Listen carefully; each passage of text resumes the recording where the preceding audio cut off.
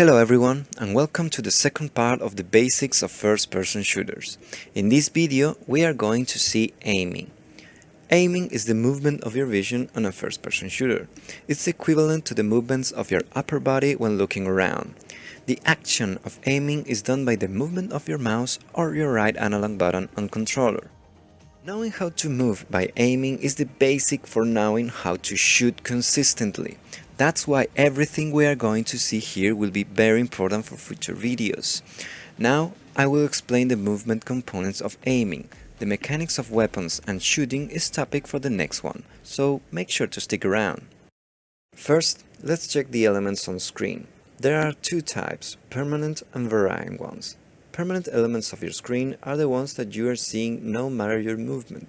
This is known as heads-up display or HUD. Term we'll be using for this kind of elements from now on.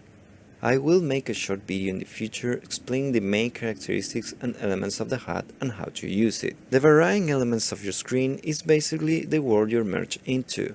Everywhere you can move and everything you can see. It includes the elements that you can interact with. I will make a full video about interactions with the world as part of this series where we'll be seeing this topic in depth. Okay, now that we have the table set, I'm going to start by explaining static camera movement. By this, I mean all movements you do with your vision while standing still.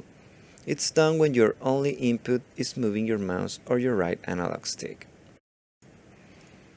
Let's do our first exercise. Enter to a training or empty map and stand on any spot and look right behind you with a single movement. Did the motion you just did feel accurate? After moving, were you looking just right behind you or you had to adjust a little bit? You probably had to do some adjustments in order to turn around to look exactly behind you. Here's where the term sensitivity comes in. Sensitivity in simple is how fast your camera moves according to your movements. If when you turn around you went further than expected, maybe your sensitivity is a little too high. If you went slow and you couldn't get to turn around completely with one motion, maybe you should increase the sensitivity a little bit. You can adjust this in the settings of every single first-person shooter game. Try playing around with different sensitivities and do the previous exercise until turning around feels natural. It's not necessary that you are completely accurate. The most important thing is that you feel comfortable. Take some time to accommodate to your new configuration. Also, on PC there are a lot of gaming mouses that come with a dots per inch setting or more known as DPI. It's also known as PPI, pixels per inch, or CPI, counts per inch, but in most cases the terms are interchangeable. DPI also affects your camera movement. Higher DPI, faster movement, and it works by multiplying the DPI value with your sensitivity configuration in-game. For example, 800 dpi at 1 sensitivity is the same than 400 dpi at 2 sensitivity. DPI is usually set on a specific software for the mouse you're using, so if you're not playing with one of these, you don't have to worry about DPI settings for now. If you do have one, I recommend you to set your DPI at 800. That's the configuration most players use and the most balanced one in my own experience. On PC, you probably will see around a mouse acceleration option. As the name suggests, it adds acceleration by increasing the velocity of your movements as long as you keep one single motion. It helps when you want to make long turns easier, but it might affect your precision a lot if you're not used to it. Most players don't use mouse acceleration, but it's up to you if you want to use it. Now that we have our sensitivity settings adjusted, let's get to looking around while moving. This is the simplest and fastest way to get precise information of your surroundings. Last video we saw the basic movement to go each direction. Now we are going to use this to look around while moving. Let me explain with our second exercise. Get into some training or an empty map and look for a straight line on the floor or fixed point in front of you. Walk or run along this line and check that it has enough length. You should get to the starting point to the end in at least 5 seconds. Now, let's go along this line by going in a single direction. get from the starting point to the end by walking all the way forwards, all the way backwards and to each side.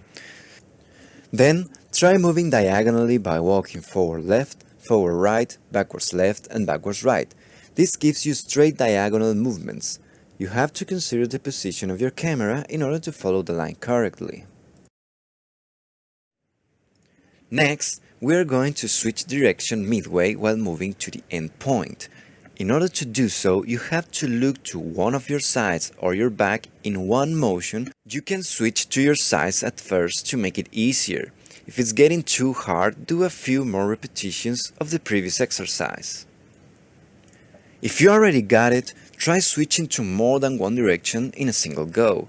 Do more complicated combinations like going forward and looking back and return your camera to your front, or look at both sides while walking and then look forward. After some practice, you should be able to go in full circles and look all your surroundings in a single go. When you're doing this motion while looking at your sides, it's a perfect time to do some strafing to peek without exposing yourself too much before continue moving. If you're not familiar with the term strafing, I suggest you to look at my first video where I explain how it works. Once you get it, you can now practice the next exercise. For this one, you will want to run or sprint forward and move your camera to your left or right. You turn in that direction, right? Now use your center line to run forward and do the same motion but switching left and right. Don't go other direction than forward with your keys or analog. You have to turn with your camera only. The camera, when going to each side, should be at most 30 degrees from the center line. Practice it a little bit by going slow until you get the hang of it. Then you can try with more speed. Now you have it, and spoiler alert, if Rickon Stark will run like you just did, he will have probably survived from getting shot. References aside, that's the exact thing that you will be doing by using this technique. This is running in zigzag, and doing it while escaping or switching positions while getting shot will increase the chances of saving your life. Unfortunately, this technique won't work by itself on every game, but it's the base in order to do some more complex escape techniques like corner jump escape or even bunny hopping. Of course, it requires practice to dominate, considering that when you're getting shot, you will want to get to that safe and comfortable cover as soon as possible. And zigzagging your way there is not the fastest route, I know, but running straight will be asking for an arrow on your back. I need your full attention for what I'm going to say next. The movement we just saw by going forward and moving your camera only is very dangerous if you use it to peek, because it will leave you completely exposed. This is what I call face checking, because you're entering the room before looking what's in it. And if there's an opponent there, you'll get punched in the face, also known as shot to death. This is an error I see every time I play any first-person shooter video game. I exploit it by waiting people that will just run into the room without looking first, or they look with their whole body exposed, giving me more than enough time to shoot them in the face. If you want to peek, use the strafing technique. Don't be that player that runs like crazy into the room. You will be easy and fun to knock.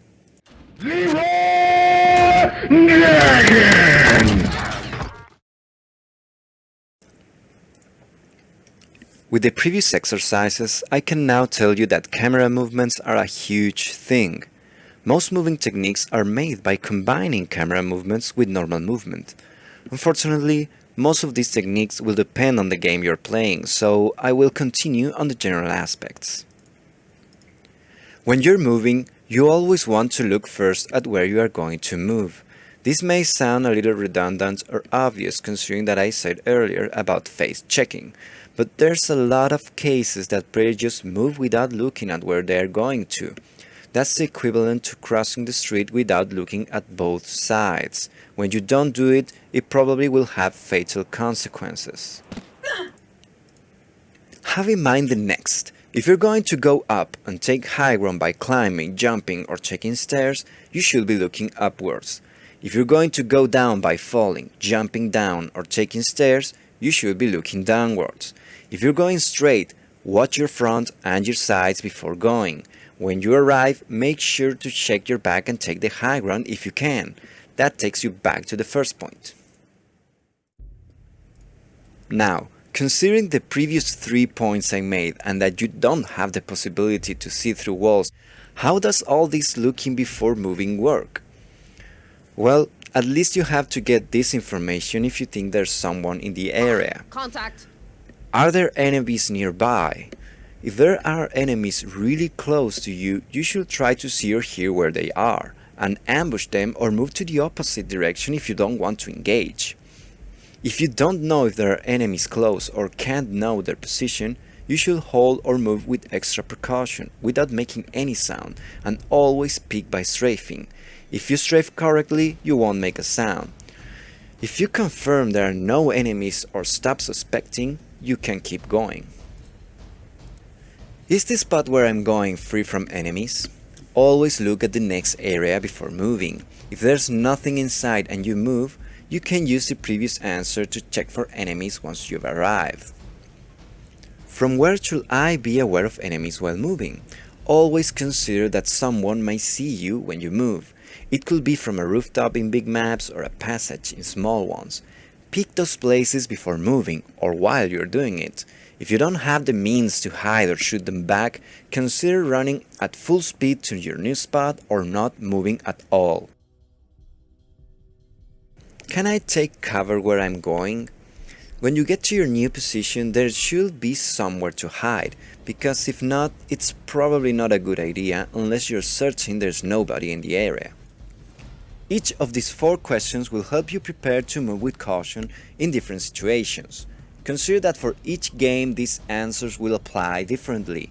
If you're playing Valorant, a game with small maps and short rounds, the timing for each question will be much shorter. In Battle Royale games with big maps, you will have much more time and different situations to think. To practice these situations, it's good to train in an empty map and get to know it, from where people can come and where you can move. That's all for the basics of movement of your camera and how to use it more effectively. Putting yourself on each situation I've described requires experience, especially because you will have to solve them quickly. In order to improve, practice all you can. Maybe you can use the time when you don't have enemies nearby, or you can train on an empty or a training map. Before we continue, I want you to have one thing in mind.